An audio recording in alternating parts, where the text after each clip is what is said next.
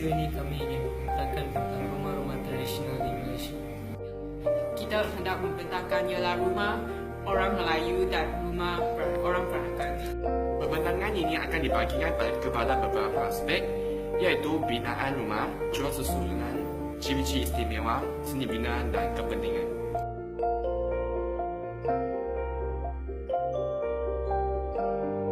Pertama sekali, kami akan memperkenalkan rumah tradisional secara umum.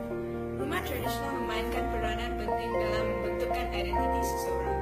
Rumah tradisional peranakan menggabungkan unsur budaya barat dan timur seperti contohnya karya seni seramik dalam seni bina mereka. Peranakan merupakan warisan seni bina Malaysia yang sangat bernilai.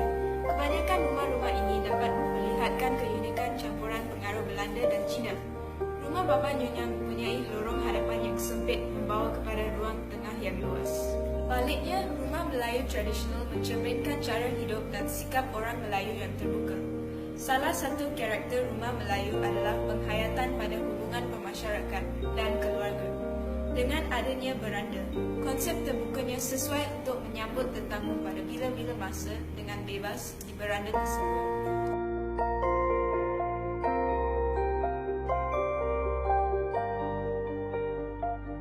Pertama sekali, pembinaan rumah Melayu sebenarnya mempunyai konsep sistem pasang siap. Rumah boleh ditanggal buka dan dipasang semula di tempat lain. Selain itu, cara pembinaan tanpa paku ini juga membuatkan rumah lebih anjal, sehingga ianya boleh diangkat secara gotong royong untuk dialihkan ke tempat lain. Secara amnya, rumah ini diperbuat daripada kayu dan bertiang. Dinding diperbuat daripada kayu atau anyaman buloh dan beratapkan rumbia, nipa atau kayu. Bahan-bahan inilah yang menjadikan rumah Melayu berkaitkan rapat dengan alam semula jadi. Fasad hadapan rumah dilengkapi dengan bidang dinding, betul-betul yang berterusan atau tingkat kecil. Dinding kayu dan plaster batu biasanya di tingkat atas. Atap diharapkan bagi rumah jenis ini kerana berat, torang api dan kemudian diganti dengan jubin tanah yang jinak. Jubin telah berubah sedikit dari masa ke masa, dari bentuk V kepada bentuk yang lebih bulat dan ringan dan agak kecil.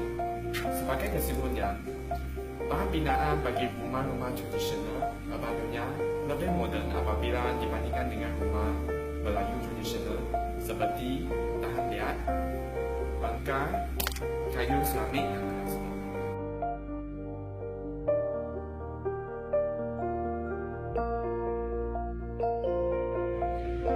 Cuaca memainkan peranan dalam reka bentuk rumah Melayu. Kegerapan hujan menyebabkan penghasilan reka bentuk atap yang lebih cerut dan rumah bertiang tinggi untuk mengelakkan tenggelam apabila banjir. Cuaca yang panas menyumbang kepada reka bentuk yang lebih terbuka seperti membina tingkap yang banyak dan berangka. Ruang-ruang antara tiang beri laluan angin di bahagian bawah rumah. Untuk mengurangkan lagi kepanasan, lubang angin di atas tingkap dan bumbung juga telah direka untuk menambahkan keselesaan bagi masyarakat Baba Nyonya pula. Reka bentuk pembinaan mereka boleh dikaitkan dengan kehidupan sosial antara masyarakat peranakan Cina di zaman dahulu.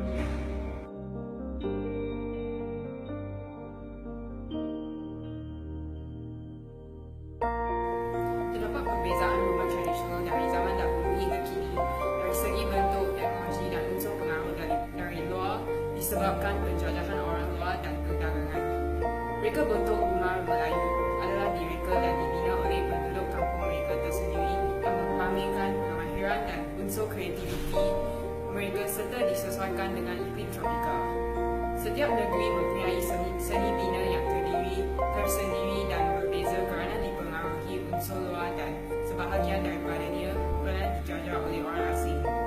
Lagipun, bentuk geometri bumbung yang berbeza adalah tanda yang membezakan negeri yang berbeza.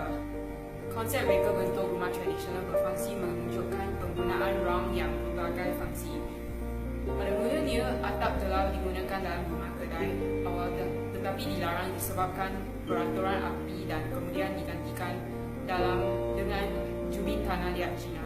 Rumah tradisional peranakan kemudian pula menerima pengaruh gaya Eropah Art Deco dengan mempunyai segi tepat panjang dan nipis.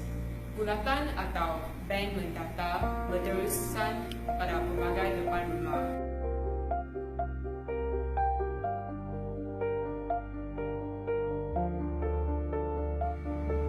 Aspek yang dibanding seterusnya adalah seni petaan dan bahan binaan antara rumah Melayu tradisional dengan rumah peranakan. Rumah Melayu tradisional diperpadatkan dengan reka bentuk yang memberi keutamaan kepada sistem ventilasi yang baik dan teguhan yang sesuai untuk cuaca sekelilingnya. Seperti umumnya direka untuk sesuai iklim panas dan hujan sepanjang tahun. Tingkatnya untuk ventilasi dan rumah Melayu tradisional dibina atas yang untuk menjamin keselamatan penghuni. Bagi rumah Papanyoya pula, reka seni binaannya dikaitkan dengan kehidupan sosial antara masyarakat. Seni binangannya ialah campuran dengan gaya seni timur dengan gaya seni barat. Struktur berbeza dengan rumah Melayu tradisional. Ia mendapat dua dewan seperti struktur rumah Cina, tetapi dia dapat halaman dalam.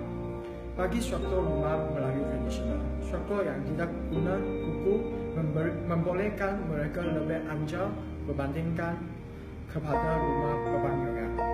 Selain itu, pada aspek bahan binaan oleh dua jenis rumah tersebut, rumah Melayu tradisional menggunakan bahan yang lebih semula jadi seperti cenggau dengan bulu, dan rumah Papanyoya menggunakan bahan binaan yang lebih modern seperti seramik, konkrit, dan batu bata. Walaupun bahan digunakan oleh rumah Papanyoya lebih modern, tetapi ia menghilangkan satu gaya sendiri kerana ia ialah mencampur gaya seni timur dengan seni barat. Tetapi rumah Melayu tradisional pula dapat gaya sendirinya. Satu seni bina yang unik. Masalah rebutan anak-anak disebabkan oleh bahan digunakan oleh rumah Melayu tradisional. Rumah Papanyoya tak akan menghadapi masalah yang rumah Melayu tradisional menghadapi kerana bahannya lebih moden dan tahan lama.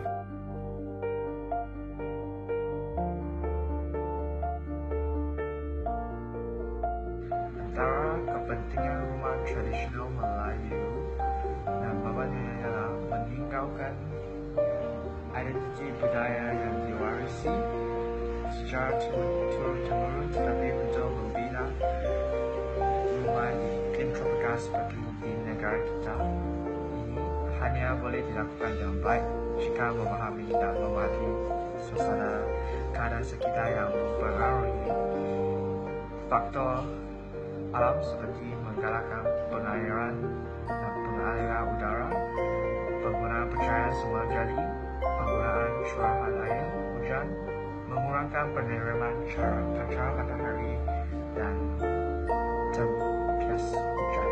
Reka bentuk rumah yang jimat tenaga dan penggunaan baru bangunan yang mesra alam.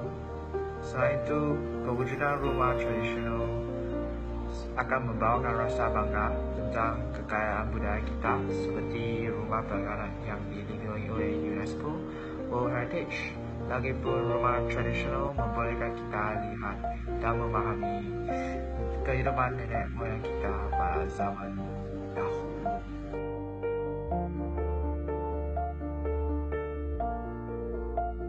Selepas membuat gagasan ini, kita telah mengetahui bahwa komunikasi dengan rekan kita dalam topik sama amat penting, bukan saja dapat belajar tentang diri sendiri, maka juga meningkat pengetahuan tentang bahagian rekan sesama kita.